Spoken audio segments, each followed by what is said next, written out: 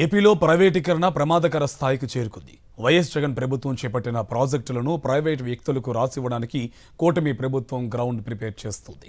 అభివృద్ధి కోసమే పీపీపీ అంటూ ఎల్లో మీడియా బ్యాండ్ మేళం ఊదడం ప్రారంభించింది. మెడికల్ కాలేజీలనే కాదు, పోర్టులతో పాటు మరికొన్ని ప్రాజెక్టులు కూడా ప్రైవేటు పరం చేస్తారట. అంటే ప్రజల సొమ్మును ప్రైవేట్ వ్యక్తులకు కట్టబెడుతున్నారట. ప్రైవేటీకరణపై దిక్కుమాలిన రాతలు రాస్తున్న ఎల్లో మీడియా ఏపీ పాలిట విలన్ పాత్ర పోషిస్తుంది. లక్షల కోట్లు అప్పులు తెస్తున్నారు. రాష్ట్రానికి వచ్చే ఆదాయం ఇవన్నీ ఎవరి జేబుల్లోకి వెళ్తున్నాయో తెలియడం లేదు.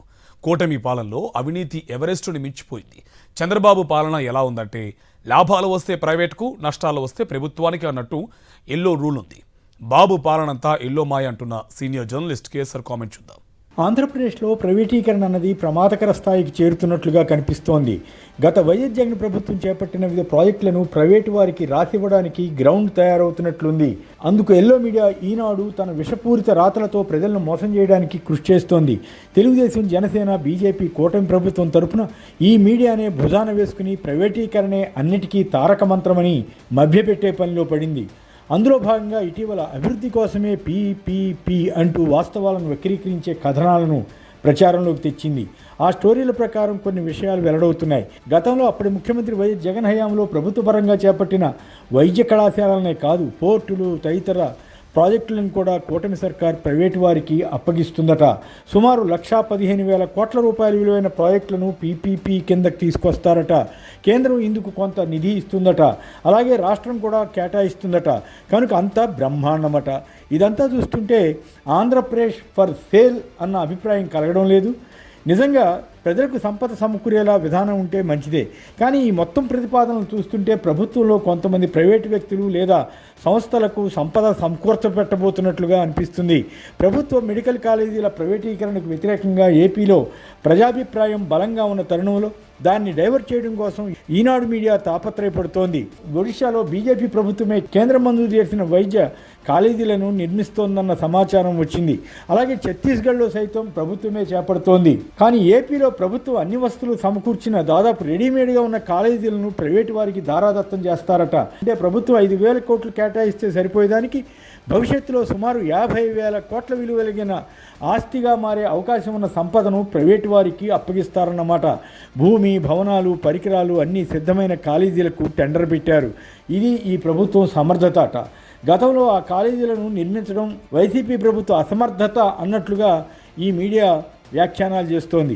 ఇలాంటి దిక్కుమాలిన రాతలకు ఈనాడు మీడియా దిగజారిందంటే వారు ఆంధ్ర ప్రజల పాలిట ఎంతటి విలన్గా మారారో అర్థం చేసుకోవచ్చు.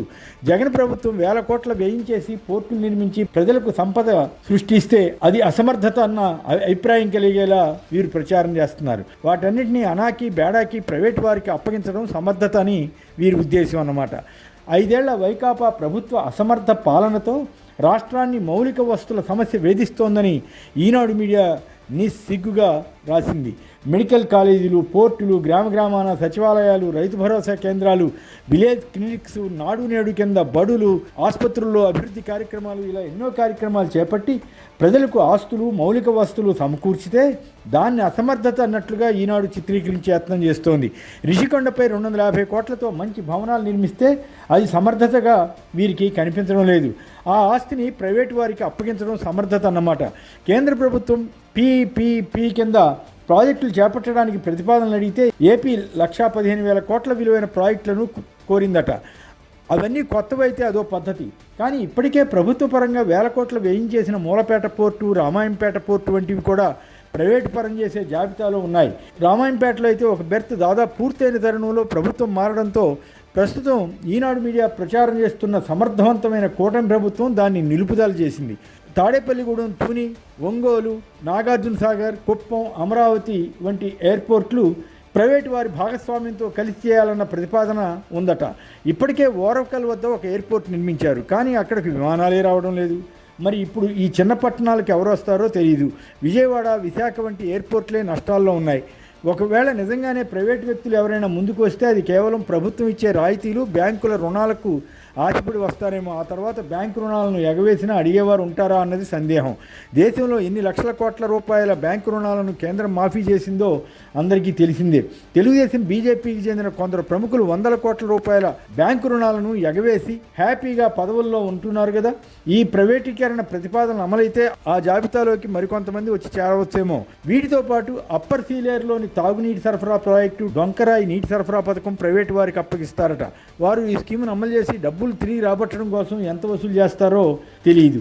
అమరావతి ప్రపంచ స్థాయి క్రీడా ప్రాంగణం, తిరుపతి క్రీడా ప్రాంగణం, తిరుపతి బస్టాండ్ మొదలైనవి ప్రైవేటైజ్ చేసే దిశగా ఉన్నాయని ఆ కథనంలో తెలిపారు. వీటన్నిటిలో ఒకటి ఆరా ఏమైనా పూర్తవుతాయేమో చెప్పలేం. ఏ ప్రైవేట్ వ్యక్తి అయినా తన సొంత డబ్బు వినియోగించి ప్రజలకు సేవ చేయడు. లాభాలు వస్తాయనుకుంటే పెట్టుబడులు పెడతాడు. ఆ పెట్టుబడులు అధిక శాతం బ్యాంకు రుణాల రూపంలోనే తీసుకుంటారు. ఎటు కేంద్ర రాష్ట్ర ప్రభుత్వాలు ఇచ్చే రాయితీ సొమ్ము వస్తుంది. అయినా నడపలేక చేతులెత్తేస్తే చేసేదేమీ ఉండదు. బాగా నడిచేవి ఉంటే అవన్నీ ప్రైవేట్ వారికి సొంత ఆస్తులుగా మారతాయి. పైగా వాటిని వినియోగించే వారి నుంచి ముక్కుపిండి రుసుము వసూలు చేస్తారు. రోడ్లకు, పేదవాడికి ఉపయోగపడే వైద్యశాలలకు తేడా లేకుండా ఎల్లో మీడియా కథనాలు ఇస్తూ ప్రజలను మోసం చేయాలని ప్రయత్నిస్తోంది. గతంలో సహకార రంగంలో డైరీలు, చక్కెర కర్మాగారాలు ఉండేవి. చంద్రబాబు ముఖ్యమంత్రిగా ఉన్న గత టర్ములలో వాటిలో అధిక భాగం మూతపట్టమో లేక ప్రైవేటు వ్యక్తుల పరమో అయ్యాయి. అలాగే ఉమ్మడి ఏపీలో 50కి పైగా ప్రభుత్వ సంస్థలను ప్రైవేటు పరం చేస్తే వాటిలో అధిక భాగం రియల్ ఎస్టేట్ వెంచర్లుగా మారి వారికి సంపద తెచ్చిపెట్టాయి. స్థూలంగా చూస్తే లాభాలు వస్తే ప్రైవేటుకు, నష్టాలు వస్తే ప్రభుత్వానికి అన్నమాట. ఇది అభివృద్ధి అని జనం మోసపోవడం తప్ప చేసేదేమీ ఉండదు. ఆ ప్రక్రియ మళ్ళీ మొదలవుతోందా?